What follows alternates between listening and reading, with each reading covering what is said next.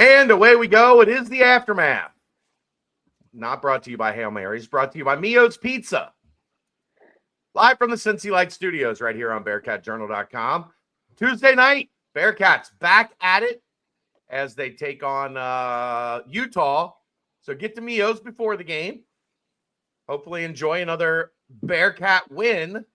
And then get back to Mio's after the game. They'll get you taken care of. Great pizza. Love the steak hoagies. And cold drinks, especially ice cold Cincy Light on tap. All right, let's get this bad boy underway. Bearcats dominate BYU. A 28, 38, 40, 46-point swing from the loss in Provo as the Bearcats win 84-66. And one more. You won yesterday. You won today. You win tomorrow. That's what they call a winning streak. As the great Lou Brown once said. All right, Aaron, let's go. Special guest joining us tonight, Justin Berg in the house. I actually did it, Aaron. Poured myself a little new riff. I haven't had bourbon in 3 months. Got myself a little new riff tonight to celebrate the Bearcats winning 2 in a row. And it looked like the end of the first half was eerily similar to what we saw at the end of the first half in Provo. Damn. Up 5 to down 3 in 70 seconds. The question was, this time, how will they respond? They responded with a 22-2 run out of the half. And more impressively, when BYU cut it to 8, Cincinnati answered again and pushed the lead back out again. It never really got uncomfortable the rest of the second half after that initial spurt. And the Bearcats win comfortably. Day Thomas and Jizzle James get things going from the guard spot. A lot of guys had great games, and including Josh Reed. Lou Brown is one of my favorite characters of all time. I'm not going to lie. I don't know, Charlie. Got a guy on the other line about some white walls. Let me get back to you. You may run like Mays, but you hit like shit. But yeah, so let's have at it. Gentlemen, I'll let you two guys take it away. Aaron? Well, I didn't expect them to win this game. I certainly didn't expect them to win this game by 18. I never saw the Josh Reed game coming. Hat tip to him. He's certainly been working on his game. 12 points. That's and he dunked 2 hands on a fast break. Didn't know he had that in his arsenal. That's I think the first dunk we've seen from Josh Reed, if I'm not mistaken. I thought he had one when there was no one on him once and a breakaway. Did that the last time I remember him on a breakaway was a layup. So I think know. he got I'm one happy. this year. Somebody hit Bart Torvik and look it up. Regardless, I'm happy for him. He's clearly been putting in the work, and if it has trickled down to everybody else on this team, then so be it. Cast your own shadow, I was always told. So hopefully he's being that guy. Coach mentioned it in his postgame presser, though. Lots of contributions from lots of people. And at the end of the day, you embarrassed the shit out of Richie Saunders. Minus 35. That comes courtesy of Justin Berg. I hadn't even seen that stat. He popped in as soon as we were in our little pre-show. Jesus, minus 35. That's not the wild stat, Aaron. No, the wild stat is in the second half, in 13 minutes, minus 33. You got kicked in the dick on that one. My goodness. That's also what happens when you put together a 22-2 run to start a half. The plus minus looks real bad for a lot of dudes. I don't know that I've seen minus 30 in 13 minutes. That's crazy. But how about this? Not even that, but a minus 30 for a guy who had a good game. The guy had 15 points. He wasn't making his threes, but he had 2 left-handed finishes. Richie Saunders is tough. He gets to the foul line. He scored 15. He's good. Played a decent he's played a good. decent game. He averages 17 on the road. He's a good player. And somehow they were minus Sure. 35, even though he Think about almost that. got his average. How is that possible? Think about that. The math That's can't be right on that. 50. Like 35. Cincinnati scored 50 when he was on the floor tonight. Oh, that's if you true. add in the Okay. 15, that's just with him. Berg, offense. The offense. 2 games in a row. 93 and 84. How you feeling, buddy? It was just we forgot that it was actually could be fun to watch Bearcat basketball. It's been nice the last 2 games. It actually can be fun, and it was fun. How about this? Dan Skillings played under control tonight. How about that? He A did. couple times he looked like he was going to drive into some stuff, and he was like, "Nah, it's not there. I'll move it." Okay, is this a new? Are you turning over a new leaf here? Even when he did drive, it was very controlled. He went up strong finish. It feels like it was just a leapfrog from where he was just a game ago against UCF. His head He was did in the same game. thing. Yeah, Coach. I think sat him on the bench the last 2 games, and now Dan's head's a little bit more in it. He's not trying to do too much, and he's just settling into a bench role right now. We'll see if he can. Maybe that'll just get him to calm down a little bit and play his way back in the starting lineup. He has an opportunity, but let's move to Jizzle, who has had such a struggle, man, these last few weeks. Up until I don't know a few games ago, but man, he got to go home. He put it on for his home folks down there in that game. Through foul trouble, still lit it up.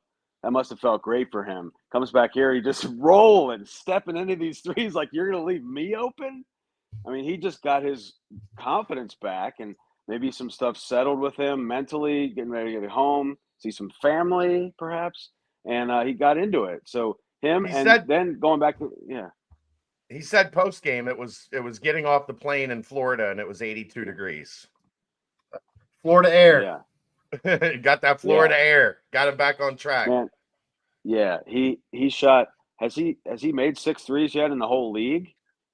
Coming into this game, it didn't total? feel like it. I mean, before No. this, yeah, I don't think he did. It didn't feel like it. So, and then in the first half, both teams were hitting threes in the first half, but UC's 3-point defense, even though BYU shot a good percentage, they held them to a low number of attempts. I think it was only 8 at halftime, and they did give up some stuff. They gave up some drives and some kind of curls and stuff into the paint where they were pulled out to the 3-point line. But in the second half, they got that under control.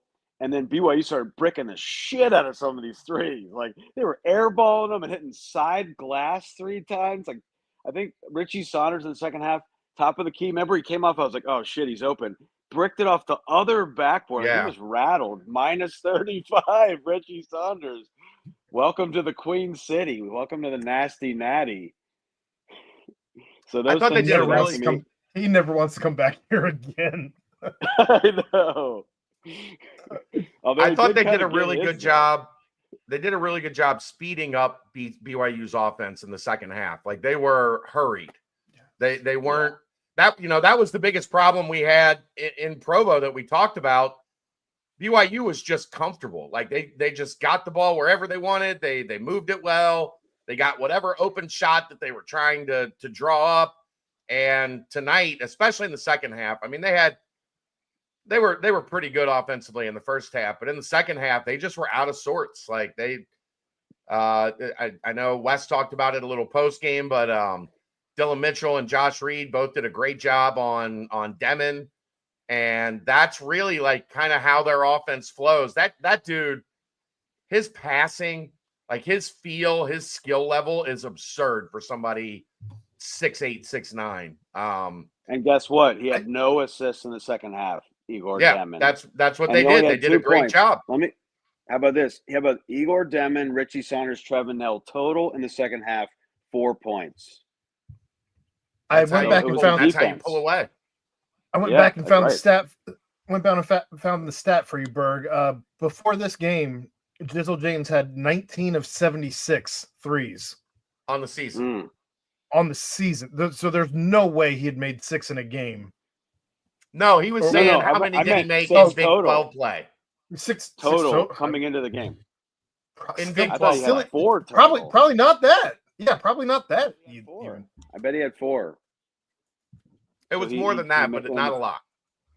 Okay. It was either way. It wasn't more than 10, and he got 6 in one game. That helped.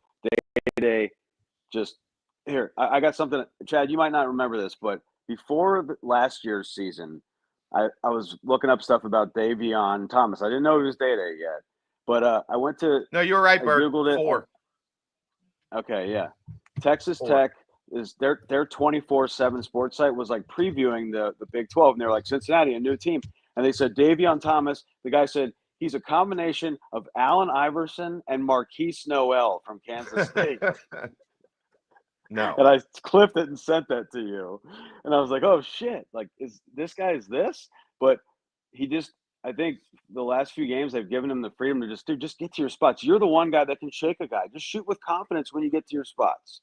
And now you can see what he does. He gets wherever he just gets in rhythm because he's not thinking about whether he should shoot it or not. He knows he can get his space. And then he's stepping into threes now, both games where he's like, oh, you're going to leave me open. I'll just line this thing up. The one thing is I'm not going to complain, but Jizzle, James, and Day scored all those points tonight, and they didn't need any free throws to do it. So they disproved my theory in this ball game. Well, it's not something that you want to taking as many mid-range jumpers as they did is not something you want to repeat very often, but that's what BYU's defense gives you. Like they pack the paint. They do a good job keeping teams from getting downhill all the way to the rim. Cincinnati didn't have a layup in the first half. They had 2 dunks. They didn't even have a layup attempt in the first half. And then they went 8 of 13 on layups in the second half, and I think 2 of 3 on dunks. But that's what happens. This is what we've talked about, Aaron, forever and ever and ever. You've got to shoot these teams out of this at times. Like if they're going to pack it in, not only do you have to hit threes, but you got to be able to pull up and shoot over top of them so that they have to come out and do more in an attempt to guard you. They were so bad at shooting. Teams were just like, I'm not moving, dude. I'm not moving. Just make sure that you don't bring up the fact that it was dodgeball that got them out of their funk, because those words are apparently all the no-go. But it was dodgeball that got them out of their funk. I mean, I think you know what else got them out. I got something else that would have got them out mentally is the expectations were gone after the West Virginia game. They had nothing to lose anymore. So you go into the UCF game, you're basically dead man walking. Like, why? Who cares? You can't die anymore. So they just went into there just trying to roll, and they got some rhythm. And I like the fact that there's not as much holding the ball anymore. And there's more like I'm catching, I'm trying to make a decisive play, hopefully forward. And if not, I'm going to move it. Even Dan was doing that tonight. He was able to get forward later, but at the beginning he was moving it when there wasn't anything there. CJ Frederick finally got a chance to shoot the basketball. Coming into this game, 135 minutes on the season, only 15 3-point attempts. Can we please run the picket fence a few times for this guy? A couple of triple screens? At least get him 2 or 3 looks if he's in there. I mean, come on, you play the percentages, get this guy a look. He drained that one tonight.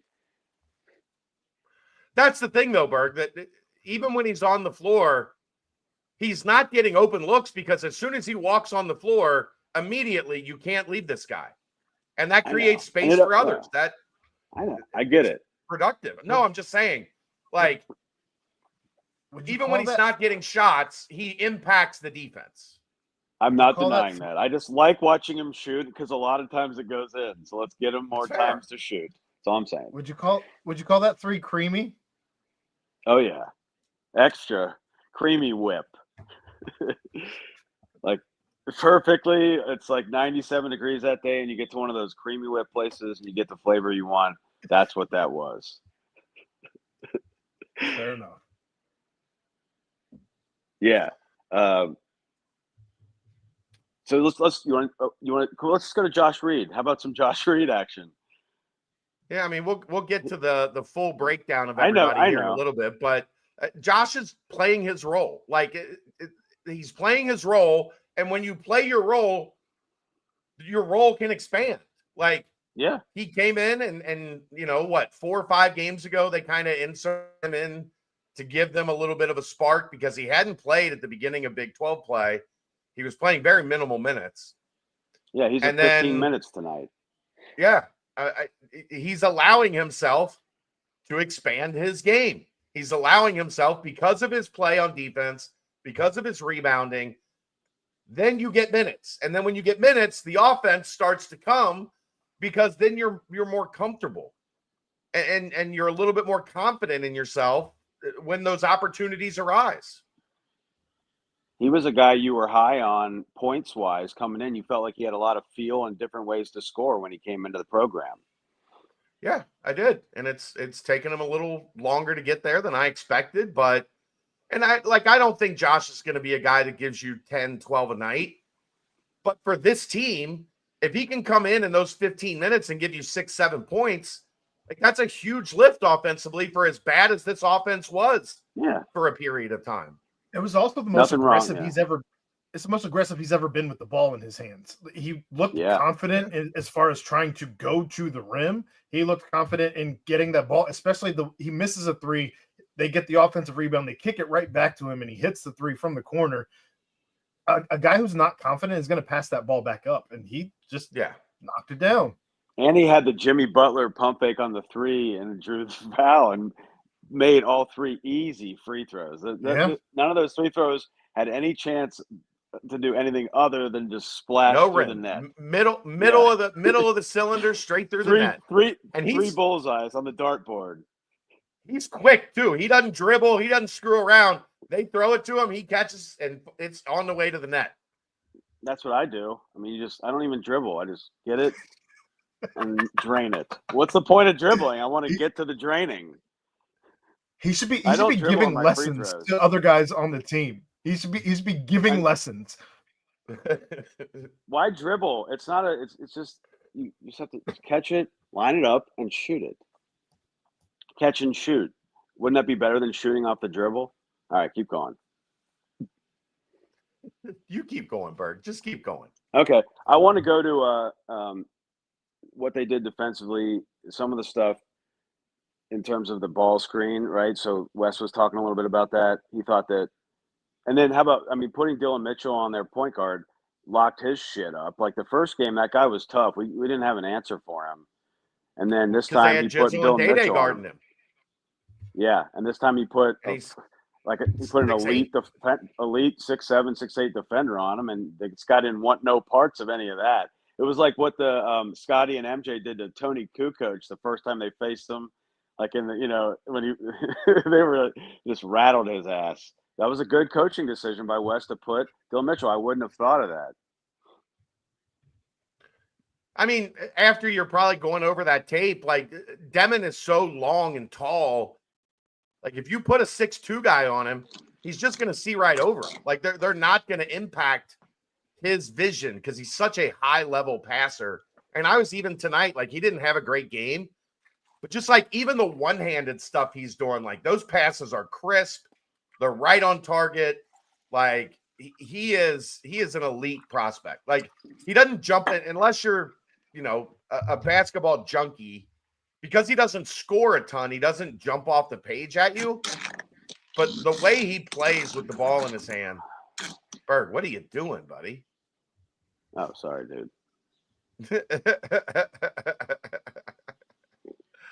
I should have muted. Oh, you're fine. But the way he plays, especially at point, I was talking about this with Keegan. He's going to be a point guard in the NBA. Like with that size and length and his passing ability and his skill, he will be a point guard in the NBA. Which is wild to think of. Dunk. Yeah. He's a good athlete with that left-handed dunk. Once he figures out how to shoot at a higher percentage, he's gonna be a problem as he continues to develop. He's really good. Put Berg on every post-game show, please. Well, they held him to 2 points in the second half. That second half defense was legit. So you think, all right, look, the offense woke up against Central Florida, but the defense wasn't quite there. Tonight, the offense continued to be woke, and then the defense joined it. So now they got Gabe Madsen coming back. Bring it on, Gabe. I mean, here's the impressive thing, Berg. Yeah. Put Dylan Mitchell on his ass. Why not, right? Yeah. They gave up 1.3 points per possession in the first.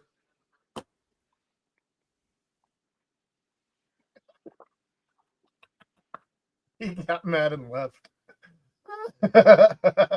What do you mean? What happened? I mean, Chad got mad because you kept talking over him, and he left. He took his ball and went home. I'm not mad. I'm just being stupid.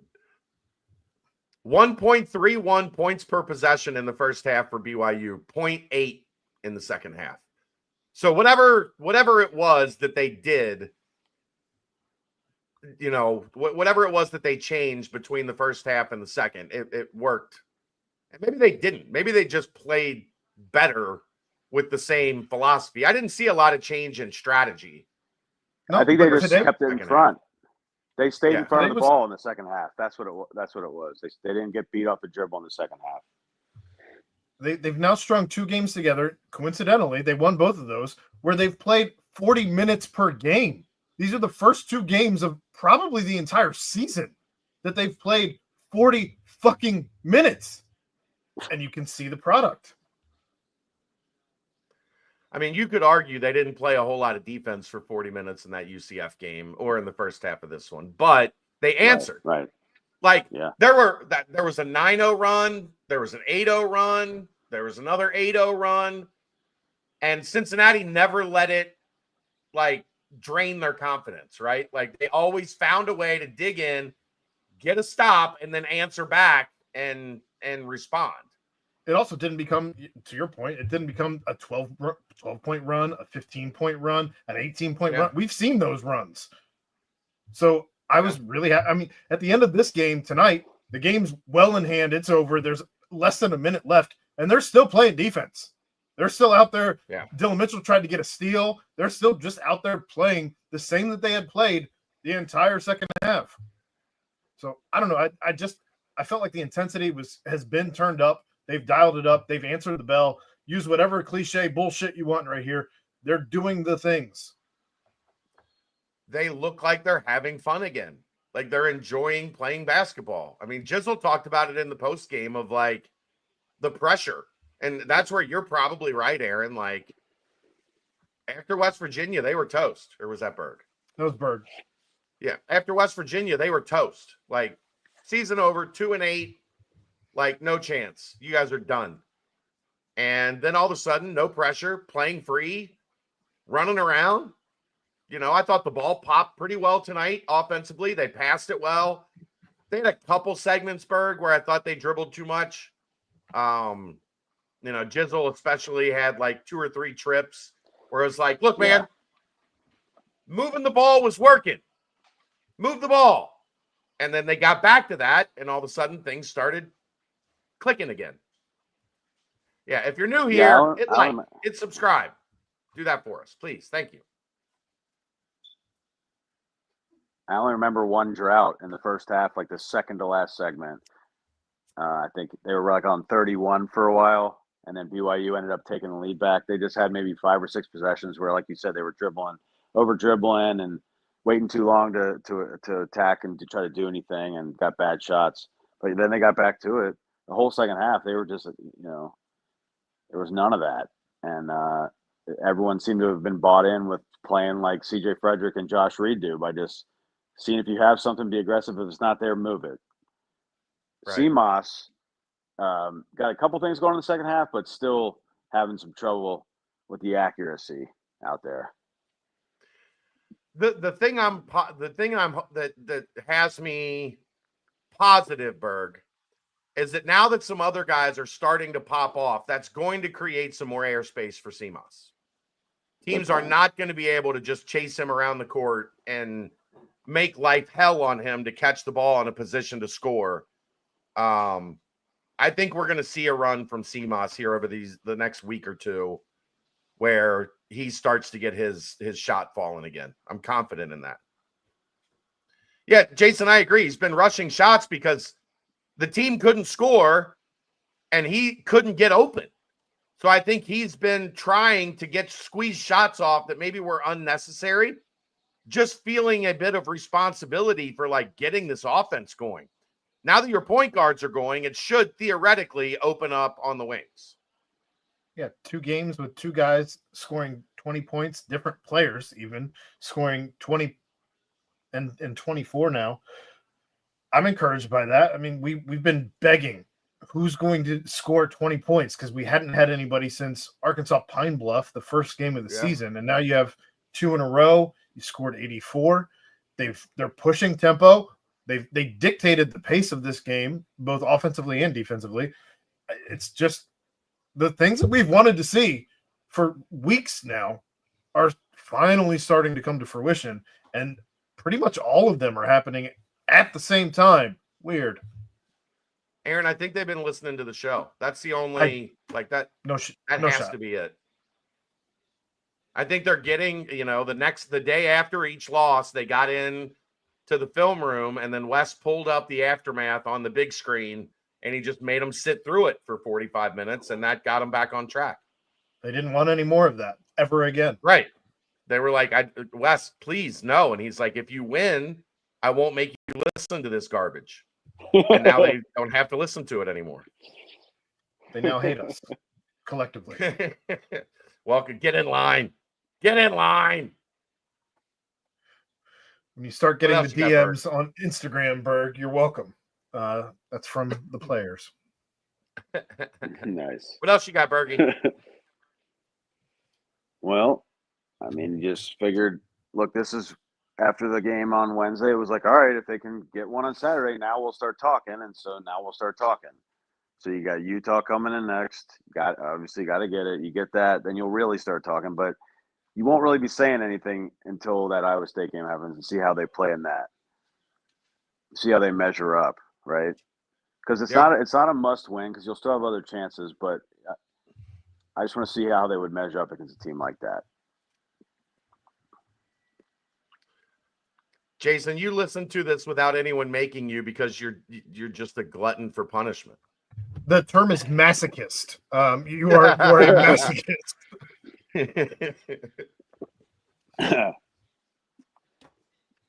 But I mean, it was hard to believe that they scored 39 points in the first half without a layup and only 2 dunks. Like, we have not seen this team be able to do that all season. Their shooting has been that bad that if they couldn't get in and around the paint, they couldn't score. So, it was good to see them create some space and then take advantage of it in the second half, because that's what we keep talking about, right? Like, you got to shoot team, you got to make them respect that you can shoot. And if they respect that you can shoot, then that opens up all the other stuff that you can do and that you want to do in the scheme of your offense. They go hand in hand. Which begs the question, who's got the better 2-point shot right now as far as the mid-range between Jizzle James and Day Thomas? Because I think there's an argument right now to be made for Day maybe being a better mid-range shooter than Jizzle.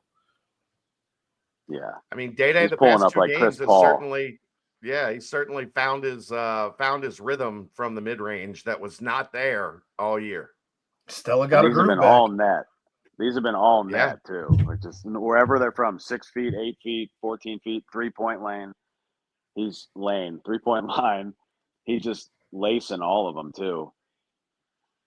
He had that play early in the game though where he got the steal. I don't know. He just slowed up like he was trying to decide if he should try to hammer on this guy or maybe dish it, and then he just dropped the ball. That was frustrating, but he rebounded from it and had a nice game.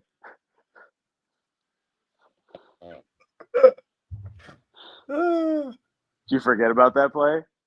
I mean, yes. Some of these plays you wash from the memory, and then they're brought back by Berg in a aftermath that you didn't expect Berg to be on. So, oh, brother. So Dylan Mitchell got that breakaway, and he took off from pretty far away, and hammer that with two hands. He's had, 50 dunks this year? I mean, he's got to be top 3 all time now. I mean, you figure James White, Kenyon's up there, but like this dude, I mean, he's up there too. He is a As far as great how much he game can dunk. dunker. Yeah, he's a Yeah. great game dunker.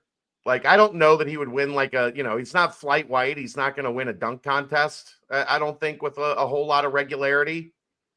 I mean, I don't know. I've never seen, him Flight in a White dunk was 0 for contest setting. 3. Flight Yeah, White but I was mean, 0 he for was 3. High school, he was college, and pro. He was 0 for 3. Lost them all. He didn't win the McDonald's dunk contest? I thought he did. No, he lost. David Lee beat him. Oh, that's right. It was very controversial horse shit. If you go back He and watch, should have won. It was slightly racist, like kind of thing. We're like, oh my god, a white guy did that dunk. White goes from the foul line. James White goes from the foul line, doesn't win with two hands and doesn't win the contest. David Lee beat him in that. I forget who beat him in college. And then pro, he was like way too. He just couldn't do all his cool stuff from the foul line quite. He was trying to go through his legs, and he was just a little past his prime by the time he got a chance to do it in pro. So he lost all 3. The trifecta, James White. David. All right, Aaron. You want to start going player by player? We'll let Berg give commentary.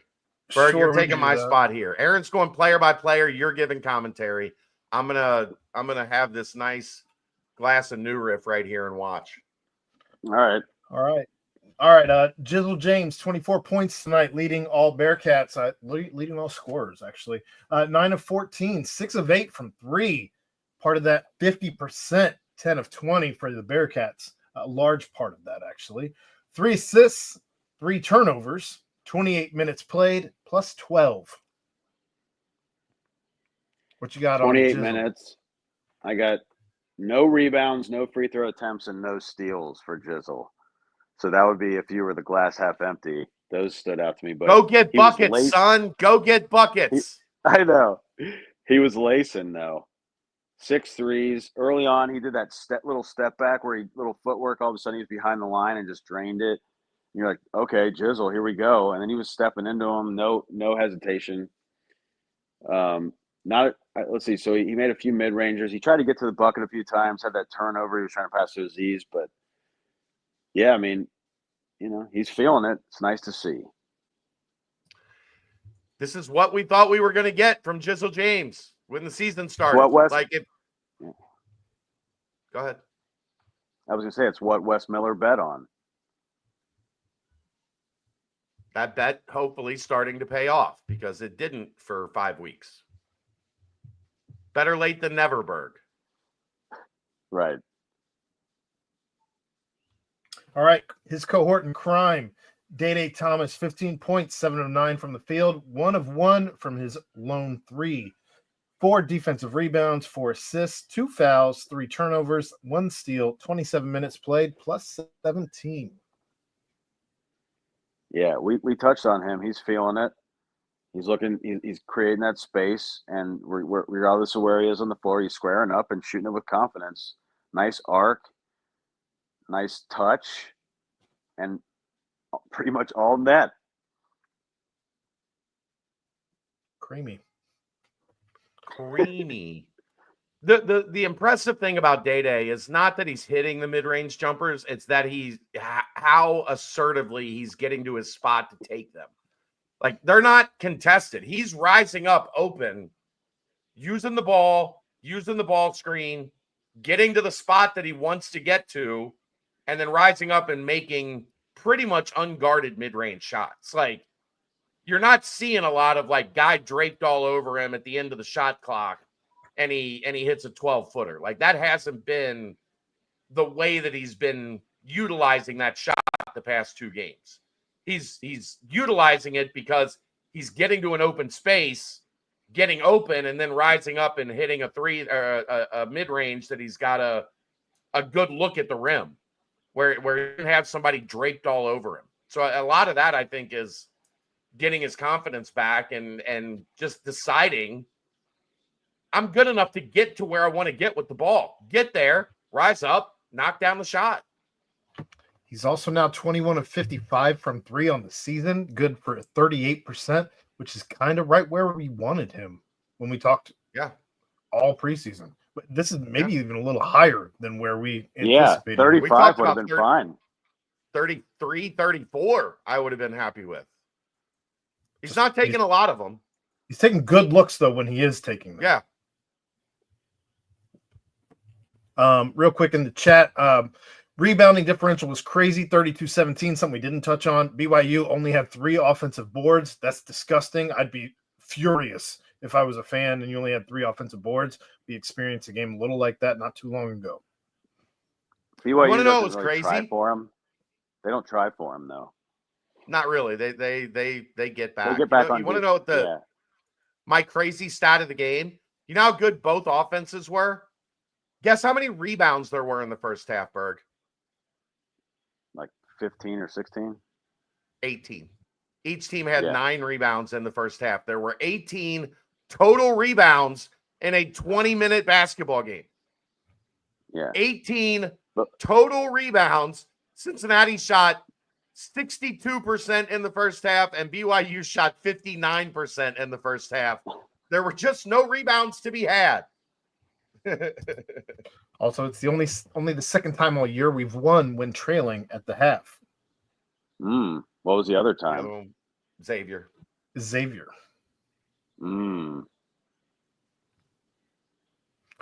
Also, David Noel from North Carolina beat James White in the 2006 college dunk contest. Flight missed a dunk late. He did do a windmill from the foul line in that contest, and everyone shat themselves. But he didn't do it on the final dunk. He did it earlier in the contest to try to get. He should have saved that one for the end. All right, moving on. Josh Reed is going to be the third player we talked about. Third Bearcat as far as points go. 12 points tonight, his career high. 4 of 7 from the field. 1 of 3 from 3. 3 for 3 from the free throw line. No doubt about any of those. 1 offensive rebound, 1 defensive rebound, giving him 2 on the night. 1 assist, 1 foul, 1 steal, 18 minutes played, plus 15. He snagged a lot of Tyler Betsy's minutes tonight. I feel like, because I think Tyler Betsy had probably had a few more minutes than him the game before because he was hitting some shots and he was feeling good out there. But you couldn't get Josh out of the game tonight. He was attacking. He drew that foul from 3. We talked about this earlier. And when he's out there, he provides offensive feel. And that's you need as much of that as you can get. So in a game like this with going up against BYU, a team that has a lot of feel, it was a good counterpoint, and off the bench to give you a 12, damn, take that every time. He also seized the moment. He wasn't afraid to look at the crowd and get them involved, and that's not his. That was wildly out of character for him, I feel like, but he had the opportunity to do so, and good on him for seizing it, grabbing it by the balls and doing it. All right. Net. Go ahead. I was going to say BYU is they're an elite defensive rebounding team. They're a pretty good offensive rebounding team. They're like number 2 in the country in defensive rebounding. Cincinnati had 11 offensive rebounds, 16 second chance points. I don't know that I've ever seen this before. BYU had 0 second chance points in a game. 0. I don't know that I don't recall ever seeing that before, where they didn't even get like just a ball fell right to somebody and they put it back in. That's impressive. UC was due for some of that luck because so many times balls have bounced right to the other team. Yeah. When UC fumbled an off a defensive rebound. Yeah. Jesus. All right, moving along. Aziz Bandago, 4 of 5 from the field, 1 of 2 from the line, 1 offensive, 5 defensive, giving him 6 rebounds on the night, 2 turnovers, 25 minutes played, plus 2. Yeah, he was solid again. He played really well in Orlando. He's a little more sure-handed and decisive around the bucket, which will increase. He had some nice lob catches. Like, those weren't easy. He pulled one from back here and then laid it in. I think there was another one where he had to bank it off the glass. They weren't just easy dunks. So give him credit because he had struggles with those at times. But yeah, man, I mean, Aziz played his role tonight. How many minutes? 25? That's about right. And the one question I would have is, I feel like if he's that bouncy, he's that tall, he should have more offensive rebounds. He just rarely ever sniffs any. Is he just too far away from the hoop a lot? I wonder what the deal is on that. I don't know. He just I don't know. I don't have a good answer for you. I know. He only had one offensive rebound tonight. That's all. That's my only complaint. But other than that, dude, he's finishing, and that's all we need. And that brings up a play. And let's make sure we document this. So Jizzle got hard hedged, right? And instead of dribbling backwards, he whipped it over to CJ Frederick, who then diagonaled it to Aziz for the easiest dunk of his life. Whoever thought of that on the coaching staff, maybe we should try to bring that to light. That's a great design right there. They actually did that in another game. I can't remember which game. It was at the end of it. I think it might have been the BYU game. It was at the end of a game that they were losing, and they ran a very similar set where you come off the ball screen, and instead of keeping the ball in your hands, you get it straight to the wing. Aziz dives to the rim, bing, bing, dunk, like stuff like that. If they're going to overplay, if they're going to high hedge and overplay the ball screen, which they did all night tonight, BYU, if you're going to do that, get the ball out quick and make them pay for that rotation, because if they're going to high hedge, Aziz is going to be wide open to the rim. Wide open to the rim. And a guy like CJ is perfect for that because he understands space, he understands time, and he throws by far the best passes on the team. By far the best passes on the team. That inbound pass he whipped around to Tyler Betsy. Tyler Betsy for that's not an easy pass. That was all the way from the other side of the court to all the way to the other side of the court. And he kind of looked away and had to do it. And it was right on the money, right in the pocket. 1.7 seconds on the shot clock, Berg. Had to have it. All right. 8 points. Creamed it. He did. 8 points for Dan Skillings. 4 of 5 from the field. 0 for 2 from the line. 4 offensive rebounds, 1 defensive, giving him 5 rebounds. We've been begging for that, Dan. 1 assist, 2 fouls, 1 block, 1 steal, 21 minutes, 19 in the plus minus. Bird, what you got? Yeah. Like I said before, Wes sat him down. He's like, bro, after those Utah games. It's Son. Son, you're right. That's true. You're right. So after the Utah games, it was like, all right, man, we need something out of you. And then that West Virginia game, it was like his brain was on Jupiter. Like, what are you doing, Dan? And he said, all right, your starting spot's going to go to Day now. He's more locked in. And so Dan had to regroup. And it took him till the second half of the Central Florida game to start figuring out, like, all right, I got to just contribute, man. Like, I'm only going to get limited minutes here. I got to earn this. And so he started playing under control. And he had those key points late in that game. And then in this game, he didn't force anything. What did he take? He was 4 for 5 from the floor. How about that? Yeah. You know, instead of 2 for 9 because 7 really difficult, shots or whatever. And then he started getting to the offensive glass and getting putbacks. And it was like, hey, maybe Dan Skillings recentered himself. And let's hope that he has.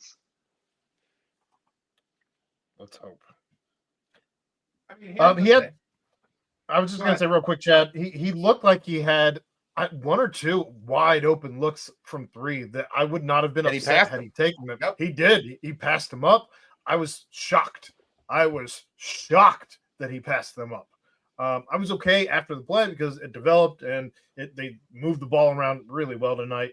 But those, I feel like, I don't know, 3, 4, 5 games ago, he's taking that shot every single time. And tonight he was okay giving up that shot for what ended up being maybe a better shot.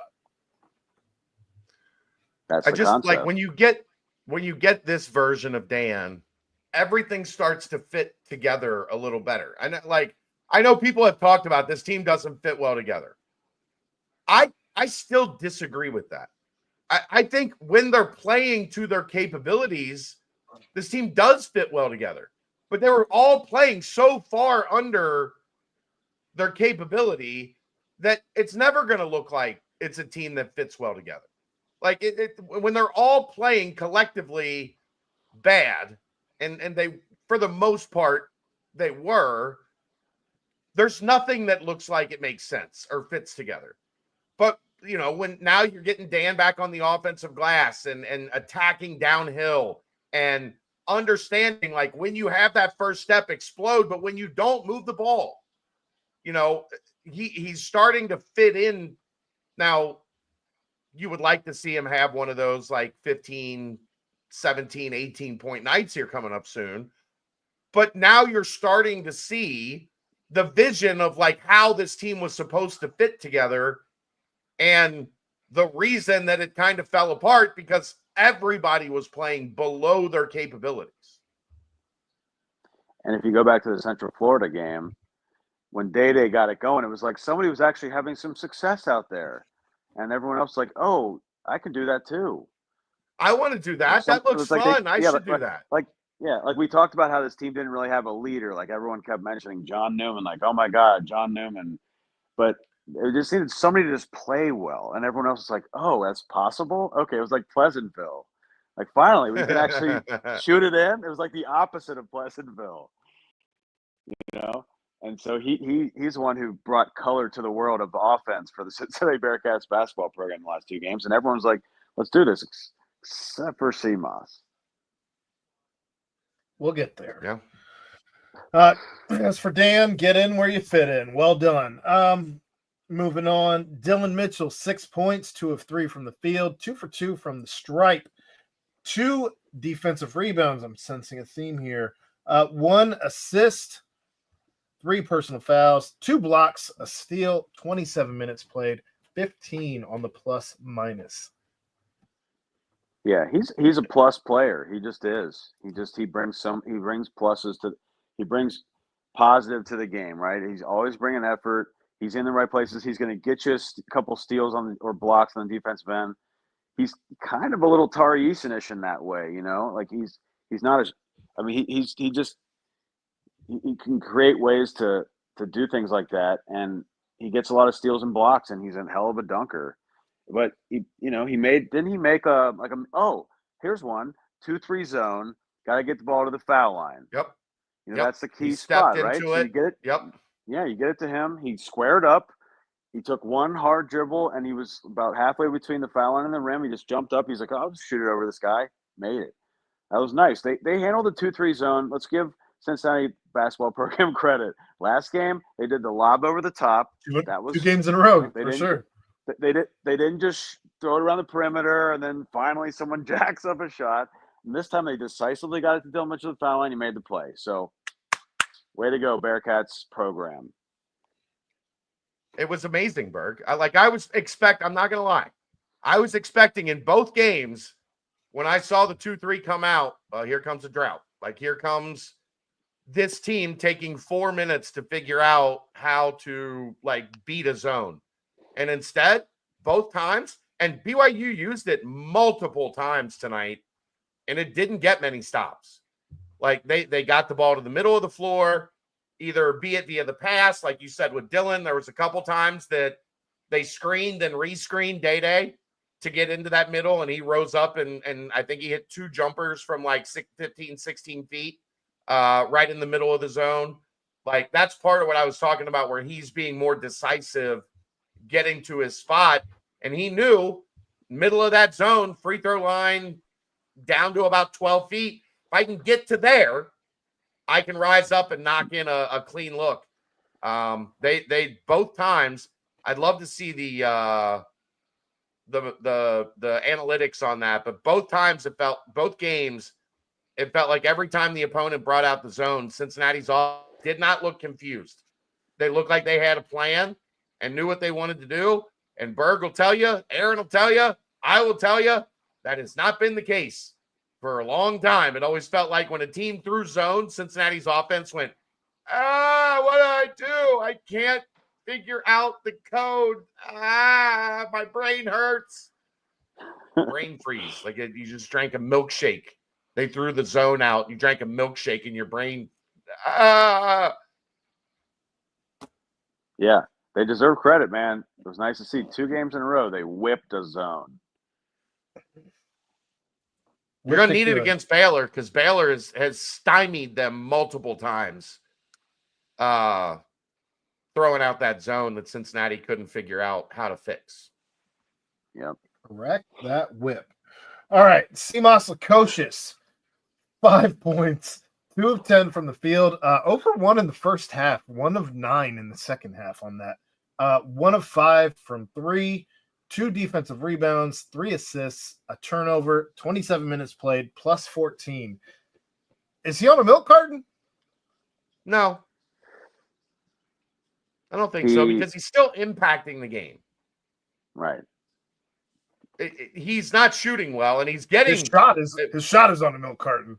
His shot is right now There because we talked about it in the UCF game, Aaron, and I think again tonight he had a couple open looks. When he hit that one in the early in the second half, I was like, all right, everybody else has kind of unlocked Simas because everybody else is being productive. Let's see him get going in the second half and hit 2 or 3 of them. But it didn't happen. But he's getting better looks. Now he's just got to dial in and knock him down. Just save him for Iowa State, Simas, right? We don't really need him against Utah. Someone else will do it. Save all of them for Iowa State, please. I do believe there was, Raj. I believe the BYU players and staff were a little chirpy after the game, and there wasn't anything major, but I do think some words were exchanged.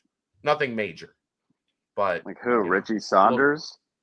A little chippy. Got a little chippy. I'll leave it at that. Well, who was it? Dallin Hall talking some smack? Like, what was happening? I'll just leave it at that.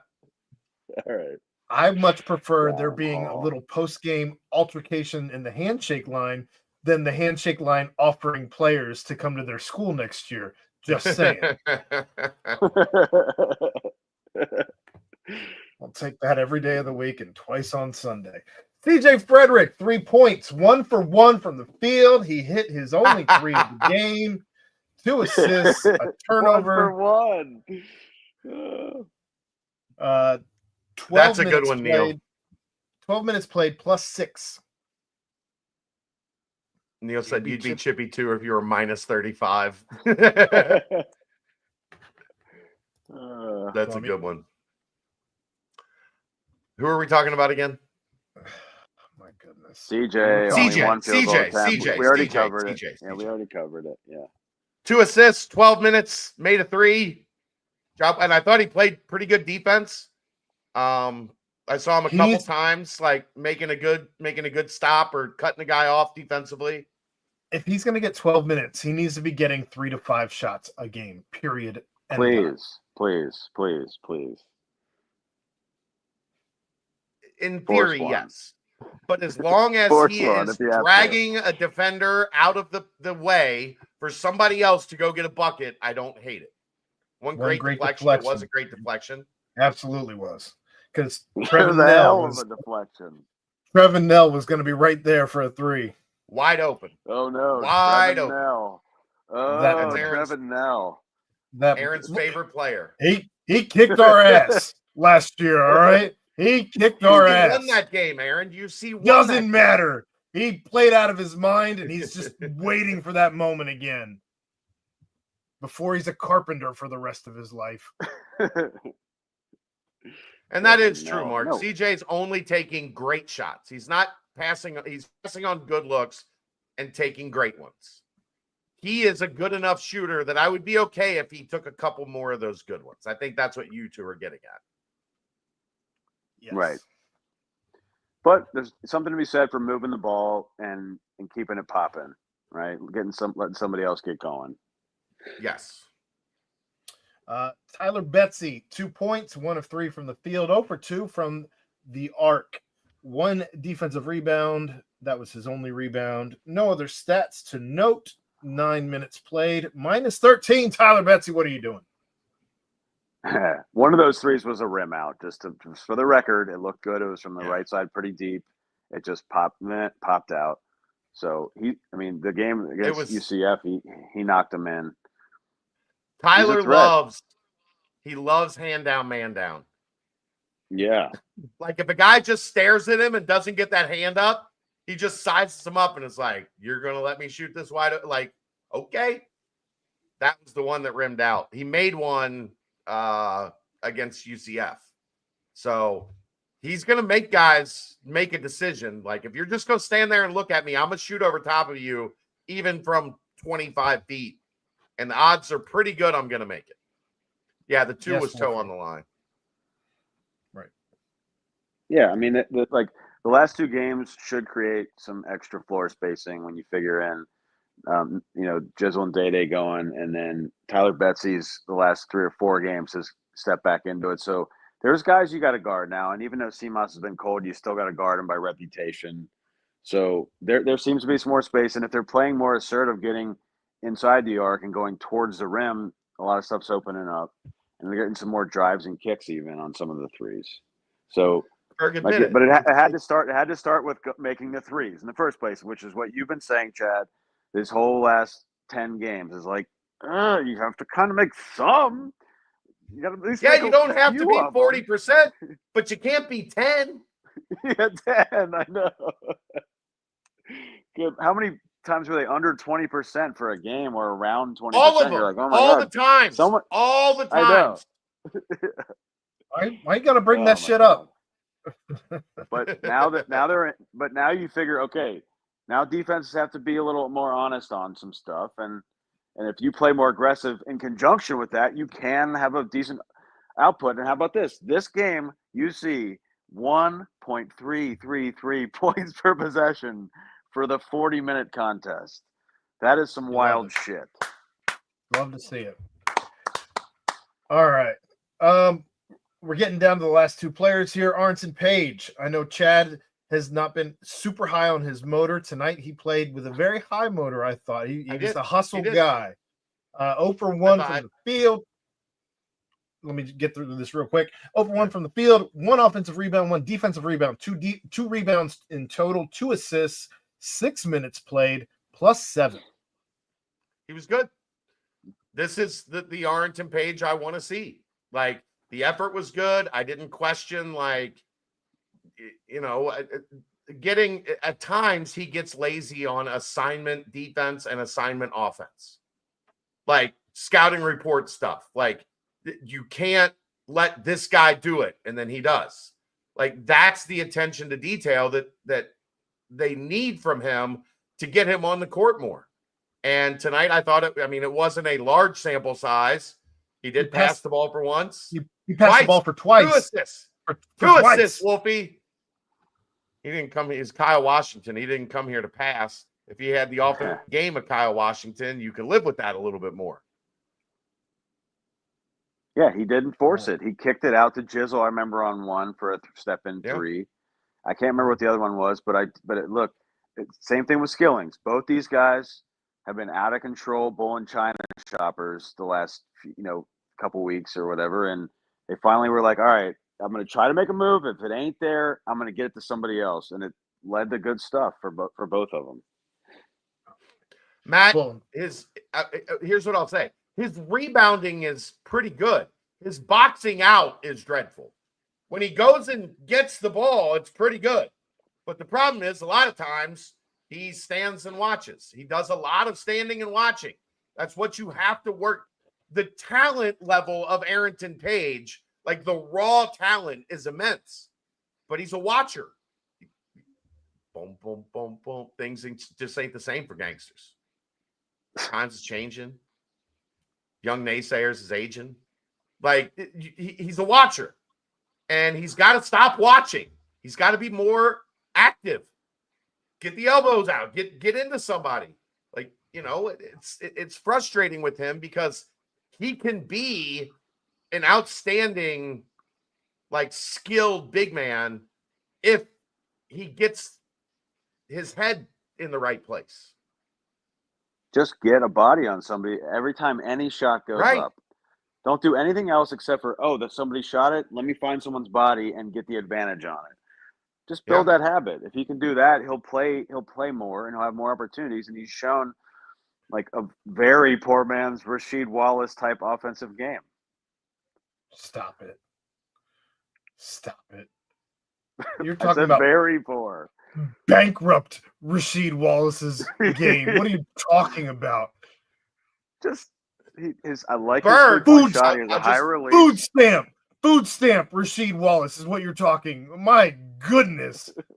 Berg is exactly why I hate player comps, Aaron. Comparing to Sheed. Fuck out of here. What are you doing? I added the very to poor man's. It wasn't enough. All right. A broke man, a bankrupt man's Rasheed Wallace. Homeless. All right. Rayvon Griffith, 0 points, no stats, 2 minutes played, -4. The leash was quick on him. Yeah, just with Josh and with Josh and Dylan playing as well as they're playing right now, and CJ's getting back into the flow, and you need CMOS out there as much as possible. There's not a lot of space for Ray if those other guys and Dan getting back on track. Like, there's not a lot of space for Ray if the guys in front of him are playing well. His space is if those guys aren't playing well, he needs to come in and take advantage of the minutes when he gets the opportunity. Today, those guys were playing well. It was not a great opportunity to get him extra time. It's like what you saw with BYU. BYU was searching for anybody with a breath of life in them to do something in the second half. And I think that's what you would have seen if Cincinnati had been on the flip side of that coin. So I'm with you. Yeah, Mihai Bošković answered the bell a little bit for them. It was too little, too late when he answered 8. the bell. They were 8 down for Mihai 20 Bošković. They were down 20 most of the time. Him and his cup bruises. Guess what? He was +4. Mihai Bošković. Look out for him next time we play them. Maybe in the conference tournament. That's everybody. My job here is done. What else you got, Bird? You got anything before we get out of here? Yeah, let's see who would you pick over Dylan Mitchell in Bearcat Dunkers history? Mel. I mean, Mel and James White for sure. Like, that's easy. He's probably like in the Eric Hicks Max Seal range now. His dunks, there's not as many of theirs in the half court, like off 2 feet. You know, like his is more running and alley ooping, but if I was building a 2K player, if I was building a 2K player, and my choices were the Eric Hicks dunks, the Jason Maxiel dunks, or the Dylan Mitchell dunks, I'm taking the Dylan Mitchell dunks over the Eric Hicks and Jason Maxiel dunks. Really?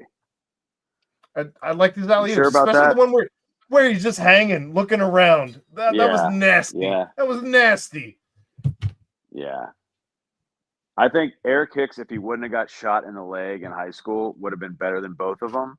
But he did get a stray bullet in his leg in high school, which is like the Kenyon Martin knee injury, and is on par in my mind with Eric Hicks getting shot. We never got to saw full freak, high jumping Eric Hicks, but be it as it may, that's what happens. So it probably goes to me. It would go Max Seal, Dylan Mitchell, then Eric Hicks.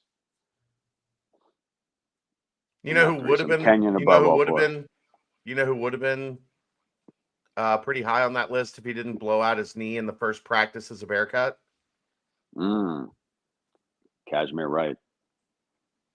Cash could bounce before he blew out his knee, dude. Like, Cash was an elite athlete before he blew out his knee. Drew says Mel, Flight, Kenyon, Hicks, then Mitchell, then Maxiel. Ooh. I'm pretty close on that too. I would take Maxiel just a hair over Mitchell because, man, was he a nasty mother effer. Yeah. That's the thing that's amazing, Wolfie, is that Cash actually adapted and changed his game completely. Like, because I don't know if a lot of people know this. Cash has said it here. They messed up the surgery. Like they didn't. His knee was never the same. His explosion in athleticism was never the same after that knee injury. And he turned to old man game, and he still ended up a pretty goddamn good Bearcat. All-time leader in steals, Cashmere Wright. Some say Lance Dwayne wasn't Wade. a great dunker, Graybush. No. Some He say had Dwayne one Wade. poster dunk. He had one poster dunk against DePaul that'll be one, maybe top 10 dunk ever at UC. But other than that, yeah, he wasn't a major dunker. Jason, do you remember the T-shirts they made in Detroit for Jason Maxio? Do you remember him, Berg? Because he dunked Rasheed on so many Wallace? people. No, they said Jason Maxio eats babies.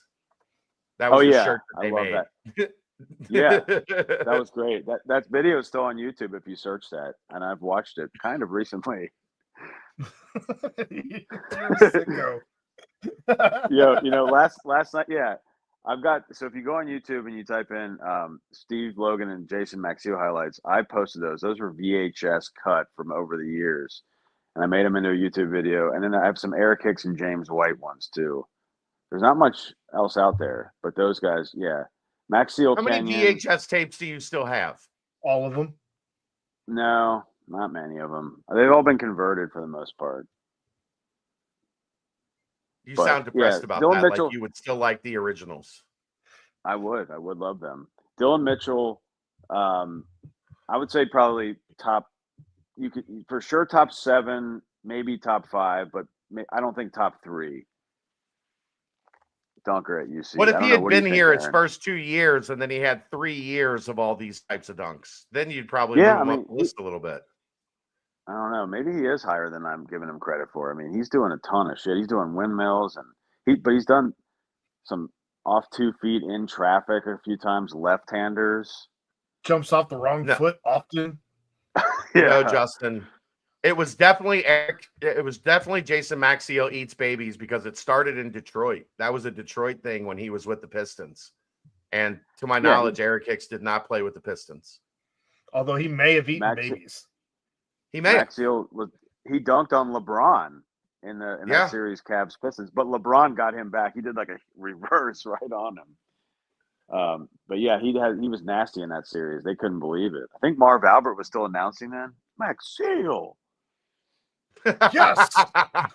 Oh my. Yeah, Mitchell's a great dunker, man. He's a great addition, and like I think he's surpassed the I wish he could shoot phase. Like I think you just have to accept the fact that that's just not going to be his game. But he does a ton of other stuff to make up for it. He's really good at almost everything else. Like everything else, he's really good at. Yeah, and he's pretty much under control with the ball too when he's got it in space. You know, you're not worried he's going to make a stupid turnover, right? Right. And and that's why having him at the foul line worked out. Yeah, I know.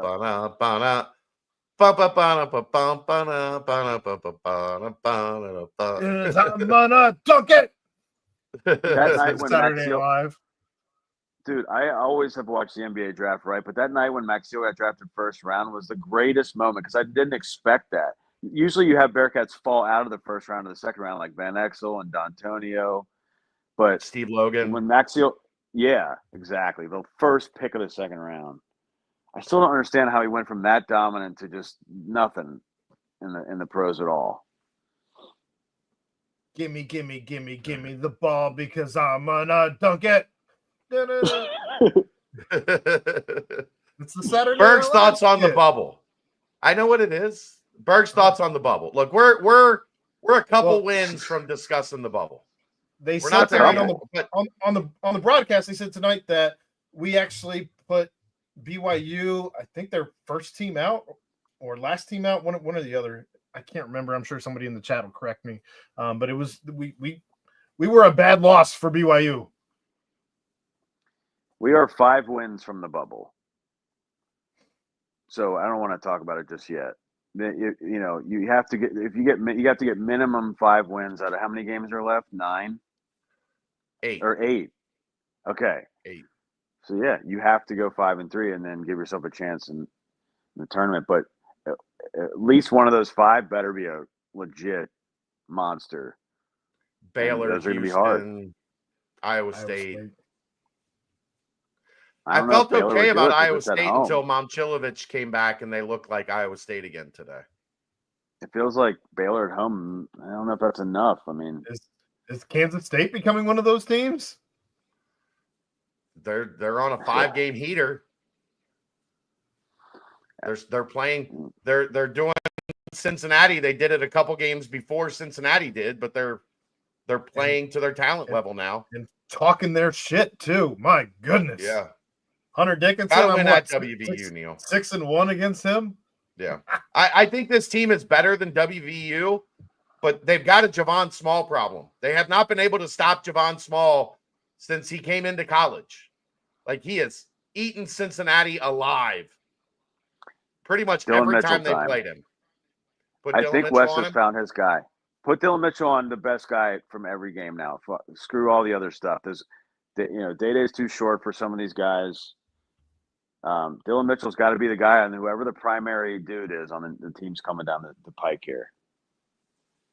He proved it tonight. The only problem there is, and I mean, Cincinnati plays big, so it's not as much of a problem.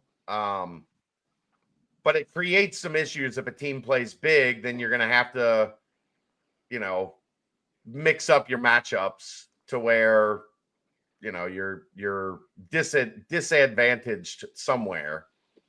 But I mean, guy tonight is Igor Demon is also 6'9". Like it fits what Dylan Mitchell can do because he's taller and longer and almost 6'9". Yeah. Well, look, they got to take care of business next game. Iowa State, not a do or die, but man, it would put them in a hell of a spot. But if they beat Utah and then they go to Iowa State and they win in Ames, like we're having conversations. We can start having conversations. Yeah. If not, then it starts coming down to like you got to get Baylor or Houston, but then you also can't trip up on any of the other shit. Which is like this isn't like you're playing. You're not playing, East Carolina and Central or South Florida at home the next 2. So any of those games are going to be hard. At Oklahoma State, the last game of the year is probably going to be tough as shit. And if it comes down to that is going to be a stressful mother effer. Well, thanks for having me on. Thanks for coming on, It was nice to watch you. It was nice to watch UC basketball for a couple of games finally. We're not going to get Emo Berg. We're not going to get any more Emo Berg podcasts the next 72 hours. You might get something. You'll get something. Cincinnati officially tied for 12th place, by the way. They moved up a spot. There we go. I think 119th on offense now, last I looked. Berg on the rise. 119. Didn't know if I'd see the day. Before the season, I said I needed a top 25 offense, and I didn't get it. 119th is better than 120th, Berg. Just saying. It's from Jason. Yep. Yeah. All right. I'm out. All right. Yep. See you, brother. Aaron. There he goes. The man, the myth, the legend, Justin Berg.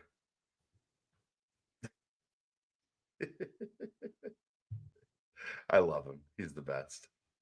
He's something. All right. That's going to wrap it up. Wild card. Bearcats 84, BYU 66. Fuck therapy. Who needs therapy? We'll see you next time. That is the Aftermath. Live from the Cincy Light Studios. Brought to you by Mio's Pizza. Right here on BearcatJournal.com. See ya!